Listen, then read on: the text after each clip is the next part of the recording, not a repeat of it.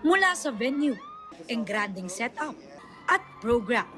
Ang lakas maka-wedding reception ng PEG ng fan meet ni The Secrets of Hotel 88 stars AZ Martinez at Ralph De Leon. May mga dumayo pa galing sa malalayong lugar. At may mga nag-outfit pa ala sari ang karakter ni AZ sa The Secrets of Hotel 88.